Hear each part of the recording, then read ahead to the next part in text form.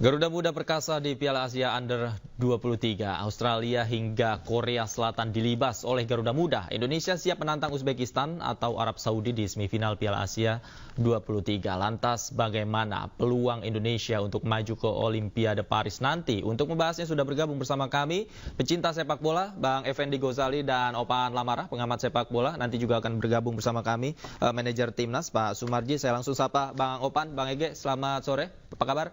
Selamat sore, Davi. Selamat sore, Opan. Oke, sambil nunggu Bang Opan bergabung, saya ke Bang Ege. Bagaimana Anda melihat pertandingan semalam ini? Rasanya gimana, Bang Ege? Bisa diceritakan, Bang Ege?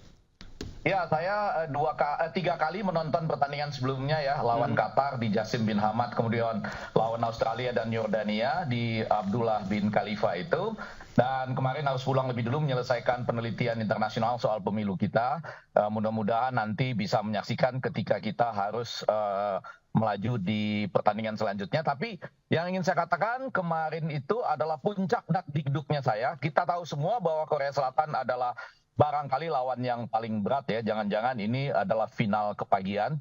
Tapi setidaknya Korea Selatan menurut saya kemarin itu sama-sama melakukan perang psikologis ya antara Sun Hong dengan Taeyong, dan lebih daripada itu permainan anak-anak muda kita U23 kita menurut saya sudah menunjukkan makin matang kelas dunia. Jangan-jangan seperti Argentina juga ya yang harus melalui adu penalti dengan Belanda sebelum akhirnya sampai melangkah ke babak selanjutnya, begitu. Oke, sebelumnya juga kan gawang Indonesia kebobolan lebih dahulu walaupun gol itu dianulir. Nah, Anda melihat bagaimana mentalitas tim kita ini untuk menjaga konsistensi di lapangan ketika ada gol yang dianulir itu terjadi?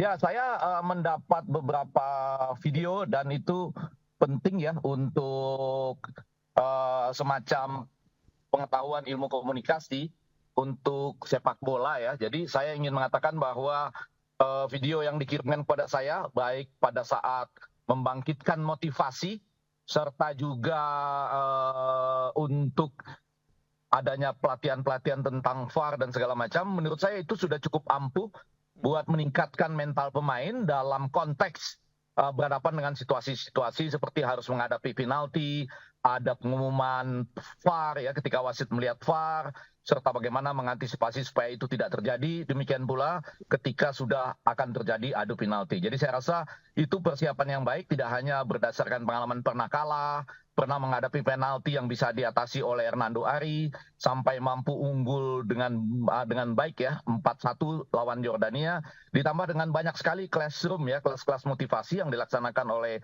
Pak Sumarji, Pak Endri, Coach Sintayong dan para asisten coachnya, termasuk juga pelajaran-pelajaran classroom yang mereka sebut demikian untuk VAR dan sebagainya. Oke, sudah bergabung juga bersama kita Pak Sumarji. Selamat sore Pak Sumarji, apa kabar? Selamat siang, waktu Qatar. Oke, Pak Sumarji masih di sana ya. Prof, gimana Oke.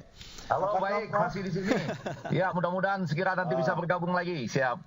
Pak Marji ini senyumnya lebar ya Pak Marji ini. Saya mau bertanya, kemarin Justin Hapner ini kan sempat diinjak ya pemain Korea Selatan sampai akhirnya berbuah kartu merah. Saat ini kondisinya seperti apa Pak Marji? Saya penasaran ini. Ya, alhamdulillah Justin dari kemarin selesai pertandingan sudah tidak merasakan apa-apa dan kondisinya sangat baik ya. Tidak seperti mungkin ini ya, karena kan lihatnya dari ini ya, dari kaca layar kaca ya, sehingga nggak tahu kondisi realnya. Jadi kondisi realnya sampai dengan saat sekarang ini tidak hanya Justin saja, secara keseluruhan para pemain kondisinya sangat baik.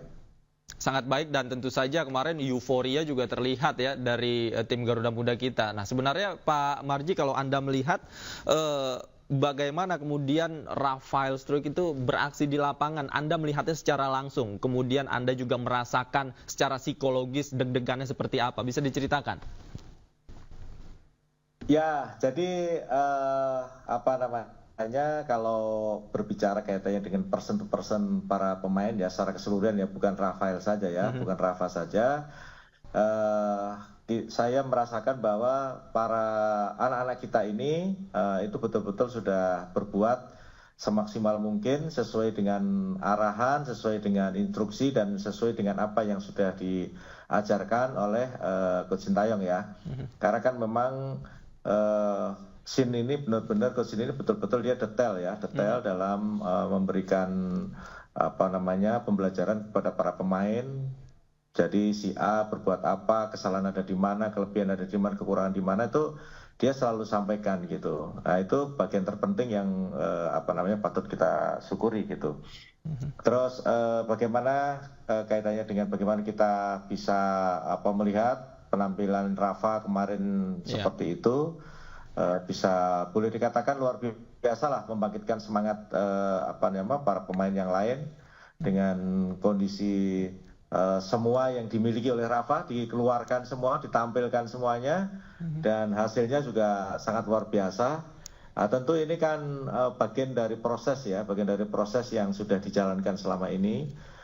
Dengan proses yang baik itu tentu hasilnya ya kita tahu hasilnya sangat baik gitu ya. Kita tahu bahwa pertandingan kemarin itu kan boleh dikatakan pertandingan yang kita hadapi itu kan raksasanya Asia. Kemarin di awal saya sudah bicara dengan Prof juga, Prof Effendi juga nyampaikan ke saya Pak Marsy begini banyaklah kita cerita itu ya. Jadi apa yang kita bicarakan juga ternyata sama dengan yang bakal terjadi di lapangan.